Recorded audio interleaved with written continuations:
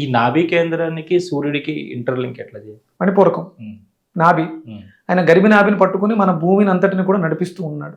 సమస్త విశ్వము మనలో ఉంది, విశ్వంలో మనం ఉన్నాం. విశ్వాన్ని నడిపించేవాడు విశ్వేశ్వరుడు, ఆయన విశ్వానికి పతి. అవును, అది ఇంకా అంటే మణిపూరకంలో మనకు ఉన్నటువంటి అగ్ని జఠరాగ్ని, మనం తిన్న ఆహారాన్ని పచనం చేసే శక్తి. అగ్నికి ఏదైనా పదార్థాన్ని ఇస్తే దాని గుణాన్ని మార్చి దాంట్లో ఉన్నటువంటి, అది సువాసన అనుకోండి సువాసన అందిస్తుంది, ఏదైనా రుచి అనుకోండి రుచిని ఇనుమడింపజేస్తుంది. దానికి అది కారణభూతం అవుతుంది. కాబట్టి మన మణిపూరకానికి ఆయన కారకుడు ఏమో, అంటే ఇది శాస్త్రం చెప్పింది. మణిపూరకం మనకు ఉన్నటువంటి ప్రతి చక్రానికి ఒక్కొక్క దైవం యొక్క ఆధిపత్యం ఉంటుంది. మనకి సూర్యకిరణాలలో ముందుగా ఉండేది ఎరుపు, తర్వాత ఉండేది ఆరెంజ్ కలర్, తర్వాత ఉండేది పసుపు వర్ణం. సూర్యుడిని పసుపు వర్ణంతో సంబోధిస్తూ ఉంటారు. అలాగే అంటే పసుపు పచ్చ కూడా కలిగి ఉంటుంది. ఈ పసుపు వర్ణమే మళ్ళీ మనకి హృదయం దగ్గరకు వస్తులోకి పచ్చగా మారుతుంది, ఆకుపచ్చ రంగు. ఆ ఆకుపచ్చ మళ్ళీ నీలంగా మారుతుంది, నీలం కాస్త వంగపూ రంగులోకి మారుతుంది, వంగపూ రంగు మనకి సహస్రానికి వెలుతులోకి ఇండుగగా రూపాంతరం చెందుతుంది. అంటే ఆయనలో ఎక్కువగా ఉండేది పసుపు వర్ణం, ఎక్కువసేపు మనకి దర్శనం ఇచ్చేది. సూర్యోదయ సమయం ఎర్రగా ఉంటాడు, కొంచెం ఆరెంజ్ కలర్లోకి మారి తీక్షణత పెంచుకొని పసుపు రంగులో ఉండిపోతాడు. కాబట్టి మణిపూరకానికి ఆయనకి ఏదో అవినాభావ సంబంధం ఉంది. అంటే మీకు సూర్యోపాసన ఇంత బలంగా ఉన్నప్పుడు మీరు కొన్ని అమ్మవారి ఉపాసనలు కొన్ని ఇవన్నీ చేశారు కదండి, మరి దానికి కారణం? అదే ప్రారంభంలో చేశానండి, ప్రారంభంలో అమ్మవారి ఉపాసన అవి చేశాను. నేను ఫస్ట్ తీసుకున్నది మాతంగి ఉపాసన. దశ మహావిద్యల్లో శ్యామలానంద గురువుజీ దగ్గర నేను గణపతి, లక్ష్మీ గణపతి మంత్రం తీసుకున్నాను, అలాగే మాతంగి అమ్మవారి మంత్రం తీసుకున్నాను. సాధన అయిపోయిన తర్వాత నేను కామాఖ్య వెళ్ళడం జరిగింది. కామాఖ్య వెళ్ళిన తర్వాత అక్కడ అధిదేవత ప్రత్యధిదేవతలో సూర్యుడి మాట విన్నాను. ఇది అద్భుతమైనటువంటి సౌరక్షేత్రము, కామాఖ్య అమ్మవారు సూర్య దీనికి అధిదేవతగా ఉంది అన్నప్పుడు తెలిసిన తర్వాత అదే ప్రధానంగా ఉన్నప్పుడు ఇది ఎందుకు అనిపించింది. సరే అని చెప్పేసి ఎవరి దగ్గర అయితే తీసుకున్నానో ఆయనకే దాన్ని తిరిగి ఇచ్చి దీని మీద ప్రయాణం మొదలు పెట్టా. తర్వాత తెలిసింది అదే నీలాంచల పర్వతం రాజ్యవర్ధనుడు అనే రాజుకి సూర్య ఉపాసన ద్వారా తన ఆయుష్ని 10 చేసింది అని. అంటే ఇప్పుడు మీరు అమ్మవారు ఉపాసన చేసేటప్పుడు కూడా మీకు కొన్ని లోపల మీ లోపల మార్పులు కానీ లేదా అమ్మవారి దర్శనాలు కానీ అలాంటివి జరిగి ఉండొచ్చు కదా? ఏమంటే ఇవన్నీ అమ్మవారి దర్శనం అయింది, నాకు ఇలా జరిగింది అలా జరిగింది, అవన్నీ బలహీనతలండి. నేను బలహీనంగా లేను అప్పటికి, ఇప్పటికీ కూడా ఎప్పటికీ. అంటే ఇప్పుడు సూర్యుడు కనిపిస్తున్నాడు అంటే సూర్యుడు నాకు సూర్యుడిలాగా కనిపిస్తున్నాడు, ఆయన నాకు చేయాల్సిందంతా చేస్తున్నాడు. ఆయన ఆరోగ్యప్రదాత, ఐఎమ్ ఆల్వేస్ హెల్దీగా ఉంటాను. నాకు ఐశ్వర్యదాత, నాకు ఇవ్వాల్సినవన్నీ ఆయన ఐశ్వర్యాన్ని ఇచ్చాడు, అన్ని రకాల ఐశ్వర్యాన్ని. ఇప్పుడు మన సనాతన వైదిక ధర్మంలో సూర్య భగవానుడి గురించి ఎంతో అద్భుతమైన విషయాలు చెప్పారు, దాన్ని మీరు పాటిస్తూ ఉన్నారు. ఈ ధర్మంలో లేని వాళ్ళు కాదు ఎవరికైనా కూడా అందరికి కూడా ఆయన అదే విధమైన శక్తిని ఇస్తున్నాడు కదా. తెలిసి చేస్తే అద్భుతంగా ఉంటుందండి, తెలిసి చేసినా తెలియక చేసినా ఆయన అన్నీ ఇస్తూ ఉంటాడు. ఆయన ఒక్కడే అన్నీ ఇస్తుంటాడు, అడిగినా అడగకపోయినా ఇచ్చేది ఒక్కడే. ఎందుకంటే తన కిరణ కాంతితో నమ్మిన వాడి బట్టలు ఆరతాయి, నమ్మని వాడి బట్టలు ఆరతాయి. నేను బాగా నమ్మానని చెప్పేసి నాకు కొంచెం ఎక్కువగా ఆరబెట్టడం, అలాంటి పక్షపాత బుద్ధి సూర్యుడి దగ్గర ఉండదు. కుళ్ళిపోయిన కళేబరం మీద తన కిరణం ఎలా అయితే ప్రసరిస్తుందో స్వచ్ఛమైనటువంటి సువాసనలు ప్రసరించే పుష్పం మీద అట్లానే ఉంటుంది. ఏ రకమైనటువంటి వైషమ్యాలు లేని ఏకైక మతం సూర్య మతం, సూర్య సిద్ధాంతం. అంటే అనారోగ్యంగా పాలైనప్పుడు మరొకటి అయినప్పుడు ఆదిత్య హృదయం పఠించాలి లేదా సూర్యోపాసన చేయాలంటారు. అనారోగ్యాల కోసమే దీన్ని ఎక్కువగా వాడుతూ పోయారంటారు ఇప్పుడు. అంటే మన దౌర్భాగ్యం ఏంటంటే 1940s ముందు, అంటే ఈస్ట్ ఇండియా కంపెనీ భారతదేశానికి రాకముందు ఉన్నది ఒకే ఒక్క మతం అండి భారతదేశంలో. మీరు సన్ వర్షిప్ యాన్సెంట్ ఇండియన్స్ అని ఒక బుక్ ఉంటుంది. క్రీస్తు పూర్వం 437 BC ADలు వీటిల్లో కూడా ప్రపంచం అంతా కూడా, ఒక్క భారతదేశం కాదు ప్రపంచం అంతా కూడా ఉన్నది ఏకైక ధర్మం అండి, సూర్య విజ్ఞానమే. సృష్టి ప్రారంభం నుంచి మానవ మనుగడ మొదలైనప్పటి నుంచి వాళ్ళకి కనిపించిన దైవం ఒకటే. లైట్ వచ్చింది, ఈయనే చేతులు తెల్లారింది. అప్పటి వరకు బిక్కుమంటే భయంగా ఉన్న వాళ్ళు పైకి వెళ్తురు వచ్చిన వెంటనే అది కదా మనకి దారి చూపిస్తుందని నమస్కారం మొదలుపెట్టారు. మీరు అది చదవగలిగితే ancient Indian, sun worship ancient Indian ఒక బుక్ అద్భుతంగా రాశాడు, ఒక వెస్ట్రన్ రాశాడు దాని గురించి. అసలు సృష్టి ప్రారంభం నుంచి మానవ మనుగడ మొదలు నుంచి సనాతనంగా ఉన్నది ఏదో అక్కడి నుంచి వచ్చింది. సనాతనానికి పూర్వం కూడా ఉంది.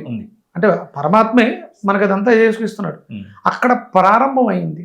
ఆ జ్ఞానంతో మనిషి మనుగడ అభివృద్ధి చెందింది.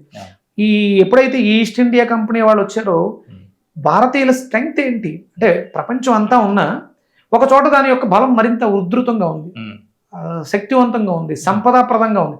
భారతదేశం సస్యశ్యామలం, భారతదేశం రత్నగర్భ. ఇంత సంపదకి కారణం ఏంటనే ఇదితో వాళ్ళు వచ్చి రీసెర్చ్ చేశారు. వీళ్ళ స్ట్రెంగ్త్ ఏంటి అంటే సూర్యోపాసన. వాళ్ళు సూర్యుడిని దైవంగా ఆరాధిస్తారు, సూర్యుడిని అనుసరిస్తారు. రైతులు వ్యవసాయం చేయాలంటే సూర్యుని ఆరాధనగా చేసుకుని విత్తనాలు ఇప్పుడు నాటాలి, ఇవన్నీ చేసుకునేవారు. ఇప్పుడు రైతులు అవన్నీ మర్చిపోయారు. అసలు ఆ గ్రంథంలో రాసుంది సూర్య ఉపాసన రైతు బాగా చేసేవాడు. ఆ విత్తన విజ్ఞానం, మొక్కను ఎలా మలచాలనే విజ్ఞానం సూర్యుడు నుంచి నేర్చుకున్నారు. అందుకని వాళ్ళకి సూర్యుడు దైవం అంటే రైతులకి ఆలంబనగా ఉండేది సూర్యుడు. ఇంకొకటి సంపద అభివృద్ధి చెందడానికి, డబ్బు ధనం వృద్ధి చెందడానికి ఆయన క్షేత్రంగా మిగులుతారు. అలాగే ఒక స్త్రీ కన్య గృహస్థుగా మారి గర్భవతిగా చెల్లి ఒక వంశానికి బిడ్డనివ్వాలి అంటే ఆవిడికి అద్భుతమైనటువంటి సౌరశక్తి. ఈ మూడు ప్రధానంగా ఆ గ్రంథాల్లో చెప్పబడి ఉన్నాయి. సూర్య విజ్ఞానం ఇదంతా రీసెర్చ్ చేసి మనల్ని బలహీనులు చేయడానికి వాళ్ళు పండిన పన్నాగంలో ఈ సూర్యోపాసనని తీసి ఆదివారాన్ని భ్రష్టు పట్టించి మనల్ని బలహీనం చేశారు వాళ్ళు. ఇది వాళ్ళ పన్నాలలో వాళ్ళు సక్సెస్ అయ్యారు. మనం కొంత దీనితో వాళ్ళని తరిమేశాం కానీ ఇంకా బానిస బ్రతుకుతూ ఆధ్యాత్మిక ఆదివారాలని భ్రష్టు పట్టించి మందు మాంసం చుట్టూ తిరుగుతూ ఉన్నాం. అది మారగలిగిన రోజు, సూర్యకిరణ విజ్ఞానం మళ్ళీ మనలో ప్రవేశించిన రోజు భారతదేశం మళ్ళీ పూర్వ వైభవాన్ని సంతరించుకుంటుంది. అంటే ఇప్పుడు మనం ఎక్కడైనా కూడా మీరున్నారు, మీరు సూర్యోపాసన ద్వారా ఇంత అద్భుతంగా మీరు ప్రగతి సాధించారు కాబట్టి నేను ప్రతిరోజు మిమ్మల్ని ఆరాధిస్తూ పోతుంటే సరిపోతుంది. అదే సూర్యోపాసన ద్వారా విక్రమాదిత్య అభివృద్ధి చెందితే జనం విక్రమాదిత్యాన్ని ఆరాధిస్తున్నారు, సూర్యుని కాదు. మనకి ఎలా ఉందంటే అండి, వెంకటేశ్వర స్వామి, కలియుగ దైవమైనటువంటి వెంకటేశ్వర స్వామి అంటే నేను నా రీసెర్చ్లో వైకుంఠంతో లక్ష్మీదేవి వెళ్ళిపోయిన తర్వాత ఆయన మళ్ళీ భూమి మీద జన్మ తీసుకున్నారు. ఆయన పెరిగారు, పెద్దవాళ్ళు. లక్ష్మీదేవిని వెతుక్కుంటూ తిరుగుతుంటే అలసిపోయి చెట్టు కింద కూర్చుంటే పొట్ట పోసేసింది. మనకి వెంకటేశ్వర వైభవంలో ఉంటుంది. గోమాత వెళ్ళి పాలు ఇవ్వటం, తర్వాత ఆయన ఒక వ్రతం చేయటం, ఇదంతా జరిగినప్పుడు ఆయన చేసిన దీక్ష ఏంటంటే 12 సంవత్సరాల పాటు మొట్టమొదటిసారి కలియుగంలో సూర్యమాలని ధరించినటువంటి ఆయన వెంకటేశ్వర స్వామి. ఈరోజు మనం తిరుపతి వెంకటేశ్వర స్వామిగా ఆరాధిస్తున్నాం. ఆయన 12 సంవత్సరాలు అంటే పుష్కరం కాలం పాటు మాల వేసుకుని అక్కడ మీకు పద్మావతి చెరువులో తామర పుష్పాలు ఉంటాయి. ఆ పద్మాన్ని తీసుకుని ఆయన స్వహస్తాలతో పద్మావతి చెరువు ఎదురుగుండా ఒక సూర్య దేవాలయం ఉంటుంది ఇప్పటికీ. అది వెంకటేశ్వర స్వామి ప్రతిష్ట సూర్య దేవాలయం. ఆయన ఆ పద్మాన్ని ఆయనకి సమర్పించేవాడు. ఇలా 12 సంవత్సరాలు ఇక్కడ నమస్కారం చేసుకుని 7 కొండలు ఆయన 12 సంవత్సరాలు ఎక్కారండి. 1, 2 కాదు. ప్రతిరోజు పైకి వెళ్ళటం, సాయంత్రం కిందకి రావడం. శక్తి కోసం. 7 కొండలు 7 గుర్రాలకు ప్రతీక అండి. సూర్యశక్తి అక్కడ ఉంది. ఆ గోవు అంటే ఆ గోవింద గోవింద అనే నామం ఆయనతో ఉచ్చరింపబడి ఆ 7 కొండలు ధరించినండి ఆయన పాద స్పర్శతో. ఒక మనిషి భక్తి శ్రద్ధలతో దీక్ష చేస్తే తన శరీరం శక్తివంతం అయిపోతుంది. ఆయన అలాంటి శక్తిని 12 సంవత్సరాల పాటు మోసాడు. అందుకని అక్కడ అంటే ఆ శక్తి అతనని మనిషిని, మానవుడిని మనీషిని చేసి విగ్రహం రూపంలో చేసేసింది. ఆయన ఎంత సాధన చేసుంటే ఆ స్థితి. ఇప్పుడు మనం ధ్యానంలో కూర్చుంటామండి, విగ్రహం అయిపోతాం. 1 గంట కూర్చుంటే అద్భుతంగా ఉంటుంది, 2-3 గంటలు కూర్చుంటే ఇంకా అద్భుతంగా, ఒక రోజు మొత్తం కూర్చుంటే. అలాంటిది 12 సంవత్సరాల పాటు ఆయన అంత సాధన కఠోర తపస్సు చేశారు. ఆ 7 కొండల్ని మన కోసం శక్తివంతం చేశారు. ఆయన స్పర్శతో, ఆయన చేసిన దీక్షతో, నామస్మరణతో 7 కొండలు ఈ రోజు మనకి మన కోరికలను ఈడేరుస్తున్నాయి. ఆ 7 కొండలు సూర్యనారాయణమూర్తి యొక్క 7 గుర్రాలకి ప్రతీక. ఆయన సాధన చేసుకున్నాడు. ఆయన ఎలా పెడతాడు, ఇక్కడికి రండి, ఇక్కడ శక్తి ఉంది, శక్తి నాలో ఉందనలా. ఈ కొండ శక్తివంతమైనటువంటి కొండ. ఈ 7 కొండలు అద్భుతమైన శక్తిని కలిగి ఉన్నాయి. మీరు ఇక్కడికి వచ్చి దీన్ని పొందండి. ఆయన గోవింద గోవింద నామం అంటే ఇష్టం కదా. ఆయన పేరు గోవిందుడు కాదే, ఆయన గోవింద నామాన్ని స్మరించారు. ఆ నామంలో అద్భుతమైనటువంటి శక్తి. మీరు దాన్ని విడదీస్తే గో ప్లస్ వి ప్లస్ డా ప్లస్ అని విడదీస్తే సంస్కృతంలో ఛందస్సు ఇవన్నీ విడదీస్తే అద్భుతమైనటువంటి శక్తి అందులో ఉంది. అదే పేరు గోవుకుంది. అందుకని అక్కడికి చాలా రకాలు ఉన్న గోమాత వెళ్ళి ఆయనకి పాలిచ్చింది. ఆ గోవు ఆ సూర్యకిరణ విజ్ఞానం కలిగి ఉంది కాబట్టి ఆ పాలు తాగడం ద్వారా ఆయన అద్భుతమైనటువంటి జ్ఞానాన్ని, బలాన్ని పొందారు. ఆయన సాధన చేశారు. మనం అందరం కూడా అజ్ఞానంలో ఏంటంటే విక్రమాదిత్య సూర్యోపాసకుడు, విక్రమాదిత్యని ఆశ్రయించేస్తే ఆరాధించేస్తే పువ్వులు పోసేస్తే ఆయన నడుస్తుంటే పువ్వులు జల్లేస్తే ఆయన మెడలో దండేసేస్తే ఓకే, కృతజ్ఞత చూపించారు, గౌరవాన్ని ఇచ్చారు, నా బాధ్యతను పెంచారు, అంతే తప్ప నా నుంచి మీకు ఎలాంటి వరాలు రావు. మనం అందరం కూడా అలా అజ్ఞానంలో వ్యక్తి ఆరాధనకి వ్యక్తి విగ్రహారాధన కొంతవరకు బెటర్ ఏమో, వ్యక్తి ఆరాధనలో పడిపోయి వ్యక్తుల్ని పూజలు చేసేస్తాం.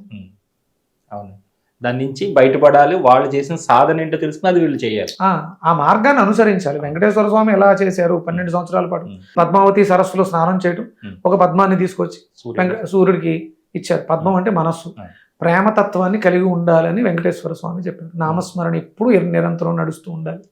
ఈ సాధనలో ఉంటే కలియుగంలో కూడా అనిమ లగిమ మహిమ ఈప్సిత ప్రాకార సిద్ధుల్ని కూడా మనం చూపించవచ్చు. అంటే ఎవరికో చూపించడం కోసం కాదు, మనకున్నటువంటి కామ్యాలని. అంటే మోక్షం అంటే అర్థం ఏంటండి?